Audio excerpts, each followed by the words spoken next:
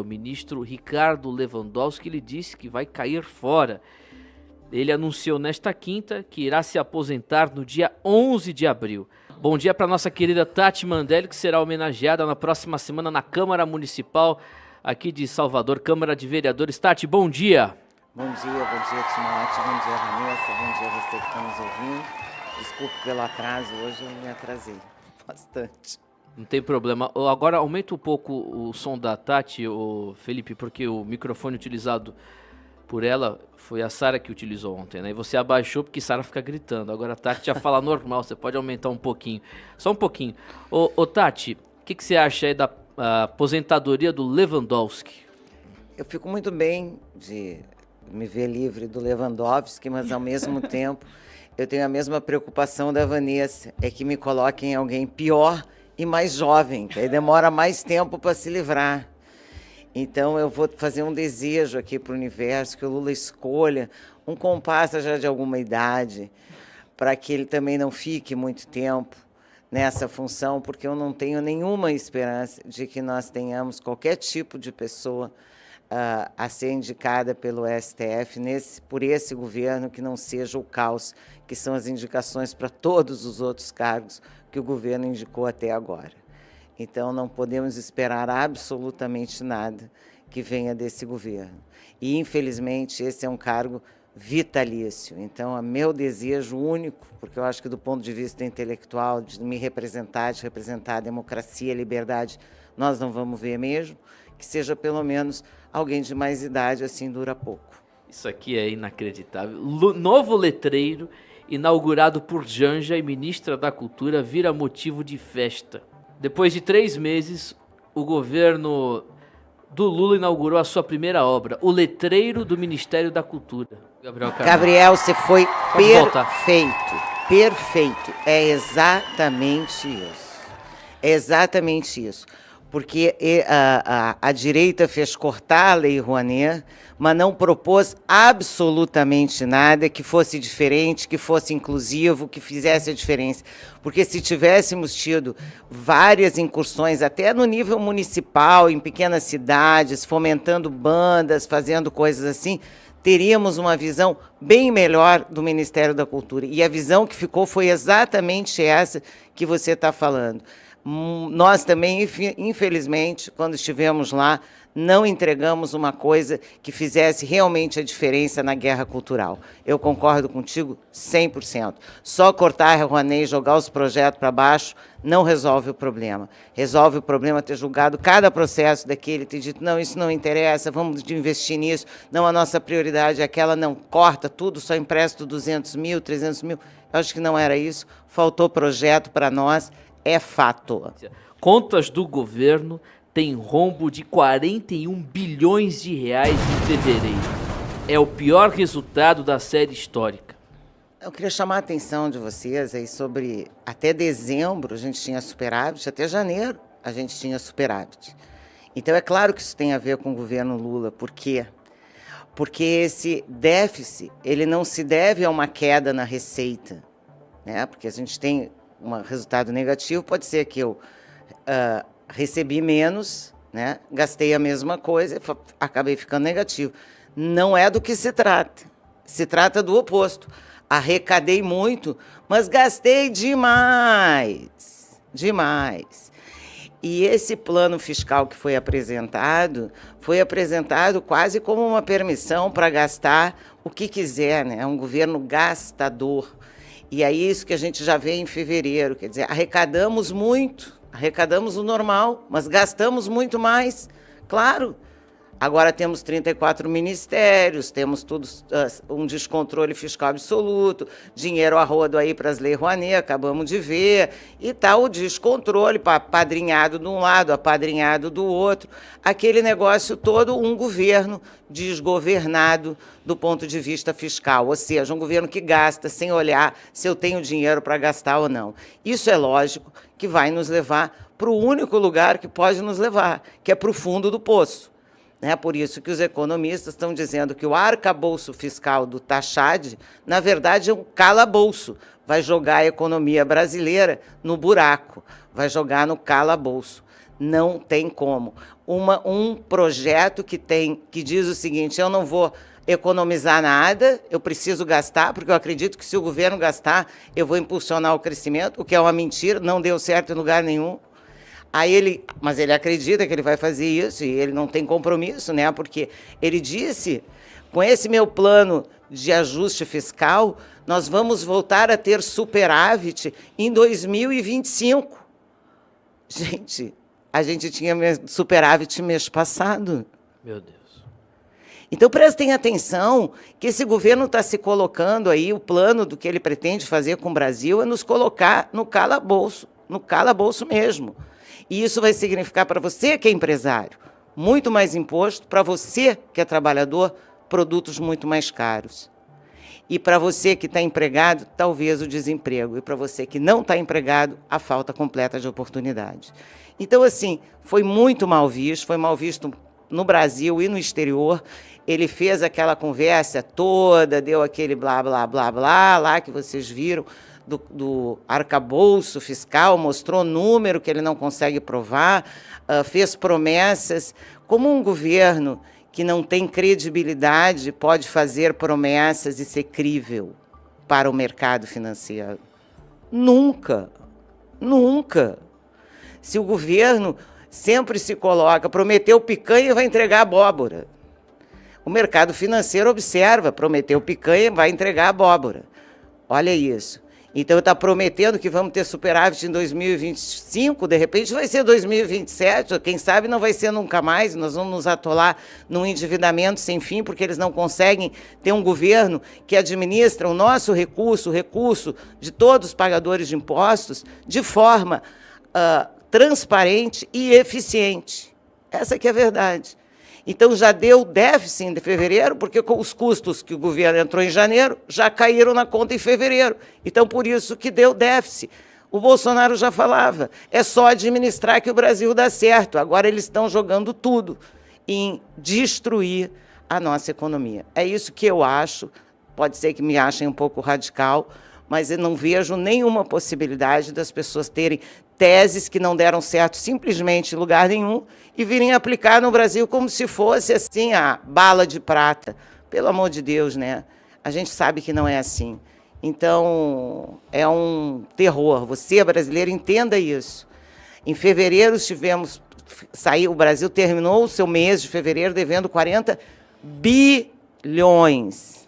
Bilhões. Lembra que ele deu 10 bilhões para a Lei Rouanet? Pois é. E mesmo assim a gente arrecadou muito. Será que nós temos condição de caixa de dar 10 bilhões para a Lei Rouanet? Será que o Brasil não tem outras prioridades, como educação, escola, saúde e outras prioridades? Precisamos, talvez, de 34 ministérios. Se questione aí se esse governo do amor não é o governo quando você larga o cofre na mão de todos aqueles malucos que querem beber todas até cair. O índice de preços Ticket Log informa que a última redução média nacional para a gasolina foi identificada em dezembro, quando o preço médio do combustível passou de 5,33 para 5,27. Abre aspas, a gasolina vem registrando aumentos médios de cerca de 1% desde janeiro. Já o etanol acumula aumentos desde novembro, quando fechou a 4,29 com acréscimo de 2% ante outubro. Fecha aspas, afirmou Douglas Pina, diretor-geral da mobilidade da Enderred, que assina a nota. Gente, é isso. Mais uma vez, economia, gasolina agora, Tati, manda brasa, a gente vai pagar caro. É o preço Lula, diga aí, Tati. É o preço Lula, vai voltar os impostos estaduais, vão voltar o imposto estadual, já voltaram. Tem governador aí lá do meu estado que está falando que todo mundo devia unificar o imposto sobre a gasolina em 25%, quer dizer, o plano da esquerda é simples. Ele toma de você para botar os comparsas dele. Basicamente é esse. Então você paga mais impostos, e aí cada vez eles gastam mais desfreadamente e mal, porque eles também não conseguem fazer investimentos e gastar bem, que é outro problema. O segundo problema é o problema da incompetência. Mas aí não conseguem fazer, e aí o que acontece? Esse dinheiro vira aí champanhe para alguém tomar, né? Barco para alguém usar, e enquanto isso você vai pagando aí a gasolina bem mais cara, né? É um governo que não está governando para as pessoas, está governando para o projeto, né? Então, é diferente se as pessoas, no meio desse processo do projeto, caírem, não tem problema. Agora, o que chamou a atenção, e os economistas estão falando, eu queria mostrar para vocês, bota aí, Rebeca, a tal da o primeiro gráfico que eu te mandei. Te mandei, né? Mandou, rapidinho. Aí. Tá vendo? Olha que bonito, né? Ele está dizendo que o gasto do governo e o déficit, ele tudo funciona, e o crescimento e o déficit estão assim. Só tem um defeitinho esse gráfico. Esse gráfico que o Haddad apresentou na reunião, ó, ele é até 2010. Eu ia falar, isso é 97 é 2010. Eu ia falar isso agora. Mostrou o Ele gráfico. apresentou esse gráfico? Foi, aí vieram mostrar na internet o gráfico depois. Mostra o outro, Rebeca. Rapidinho. Você... Gente, Tá vendo ali o Receitas vermelhão? e Quando despesas caiu, primárias. tá vendo ali, Aham, ó? Estamos. Então, ali é de 2010 a 2016, etc. Sei lá. Então, quer dizer, na verdade, o que eles estão propondo, que funcionou até 2010, já não funcionou dali para frente, tá vendo? Então, ele já tem esse número negativo. Então, a proposta dele, quer fazer o que ele estava fazendo, que ele acha que dá certo, não dá certo, tá vendo que não dá certo ali, porque já não deu certo. Então, quando a gente fala aqui que uma coisa não vai dar certo, é porque a gente já experimentou isso em outros lugares, em outras circunstâncias. Então, esse desequilíbrio fiscal aí que aconteceu de 2010 para frente, durante o governo Dilma, é isso aí. E aí, para tirar do vermelho, aí sobe imposto, aí sobe imposto, aí sobe inflação, aí sobe o preço da gasolina, aí sobe tudo, assim, né?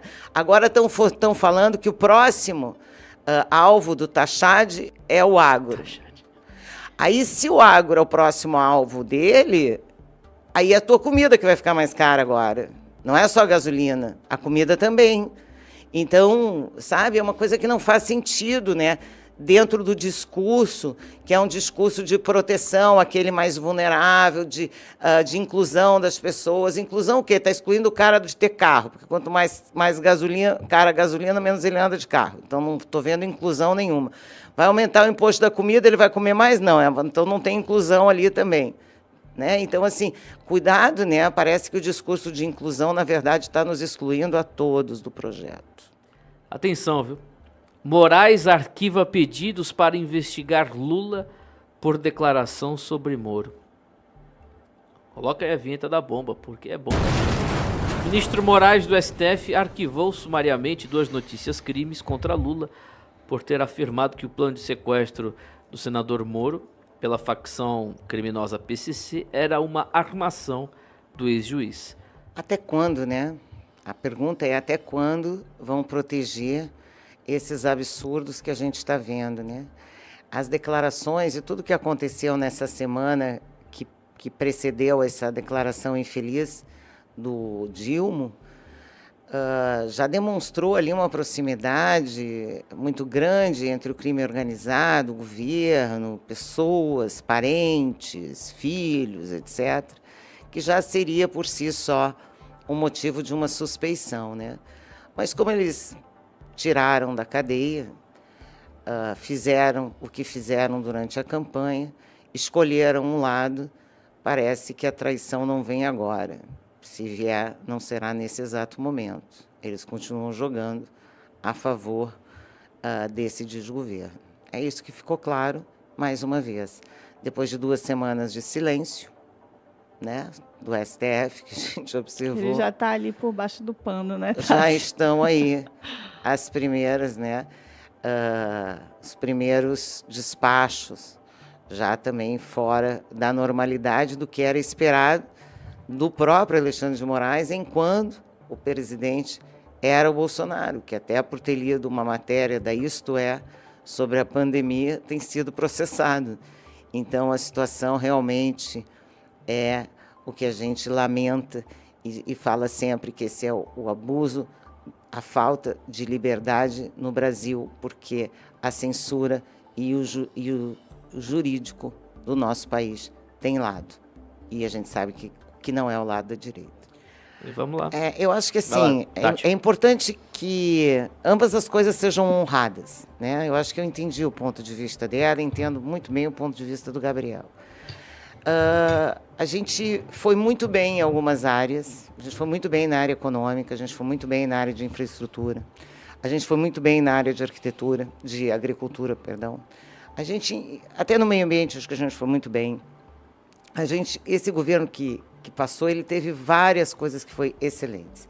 E teve outras que, infelizmente, até porque o aparelhamento, a força, né, que já existia, deve ter sido muito mais difícil, né? São as secretarias piores, educação, meio ambiente, cultura, né? E a cultura ainda ficou embaixo do turismo, então teve essa pequena dificuldade, talvez. Mas o importante da gente entender é que o legado disso, e a gente precisa honrar esse legado, é um legado de técnicos e profissionais melhores do que o que nós tínhamos, em média, em todos os outros governos que precederam o governo do presidente Bolsonaro. E esse mérito é maravilhoso. Nem todas as pessoas foram fantásticas, né? Infelizmente, a gente é muito difícil num time você ter todo mundo jogando um bolão. Mas eu acredito que a gente tem que honrar, sim, isso que passou, né? Talvez várias coisas a gente também precisa olhar o que a gente errou, porque se a gente não tiver um olhar muito crítico sobre o que fizemos equivocadamente, fica mais difícil a gente corrigir no futuro. Então, eu acho que é importante que a gente aceite a crítica, olhe a crítica de uma forma construtiva, tipo, aqui a gente não bateu um bolão, aqui a gente foi nota 4, beleza. A gente fez algumas coisas, mas não foi nota 10, então, aqui a gente precisa corrigir. Então, tem vários setores, né? A Vanessa falou aqui, comunicação, verdade, né? A própria educação, né? A saúde foi muito confuso, porque fomos um país que acabou sendo recorde aí em campanhas dos imunizantes, e mesmo assim o presidente ficou com uma fama de que tinha sido contra, né? E não foi verdade. Então, assim, são várias coisas que a gente precisa corrigir. E eu acho que é importante a crítica, sim, e a gente precisa entender isso até para nós podermos melhorar no futuro. É o que eu acho. Tati, o que dizer do acordo fechado com a China para que os pagamentos sejam feitos diretamente entre o real e o yuan? Yuan. É. Excluindo o dólar. Diga aí, Tati. Não é um movimento só do Brasil, né? Esse já é um movimento mundial. Começou lá com o Putin dizendo que só ia negociar o gás russo se fosse pago em rublo, já tirando, né, o euro e o dólar das negociações internacionais, e agora o Brasil fazer esse mesmo acordo com o agro. A pergunta que não quer calar é, na balança comercial do Brasil com a China, nós somos credores, né? Vamos ficar credores em moeda chinesa. Então, assim, eu acho que tudo isso é um movimento aí A gente sabe que está um tabuleiro importante aí no mundo, querendo definir poderes e tudo isso. Então, esse bloco que se formou aí, China, Rússia, com o mesmo discurso, eu agora negocio na minha moeda, você negocia na sua moeda, e a gente, nesse movimento, a gente vai tirando a força do dólar. Já demonstra aquilo que eu falei no último programa, que essa política nossa, né, esse nosso governo, ele tem alinhamentos com o comunismo, né, de forma bastante forte, tanto que a Dilma está na China, né, apesar de não saber falar nem inglês, ela está lá na China. Então, assim, demonstrando que queremos ter dependências ou coisas chinesas, né? Eu espero só que a gente não veja o Haddad promover, como a Dilma promoveu no governo dela, uma liberação de crédito barato para o consumo, para que um monte de gente se endivide no Brasil para comprar produto chinês. Eu só espero que ela não faça esse absurdo. Perfeito, gente. São 10 horas e 33 minutos. Tati, muito obrigado, minha querida. Parabéns pelos comentários. Deus abençoe. Tati Mandelli. Obrigada, gente. Boa sexta-feira para todos. Hoje eu vou ganhar o título, né? Não, o prêmio. Mulher Notável. Hoje é o prêmio. Porque a Câmara de Vereadores de Salvador homenageou 28 mulheres das mais diferentes áreas para receber esse prêmio aí, Mulher Notável de Salvador. Então, hoje, lá, quem quiser ir, inclusive, é aberto. Aberto, atenção. E na quarta-feira que vem, Tati vai receber o título de cidadã soteropolitana às 18 horas, lá na Câmara Municipal. É verdade, Tati? Na quarta-feira.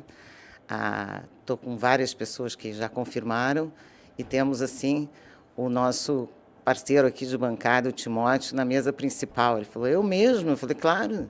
Se alguém me ajudou muito aqui na política na Bahia a entender, a fazer, e se hoje estou aqui com vocês e vocês todos me conhecem, é graças ao Timóteo. Então é lógico que ele tem que estar lá sentado na mesa principal.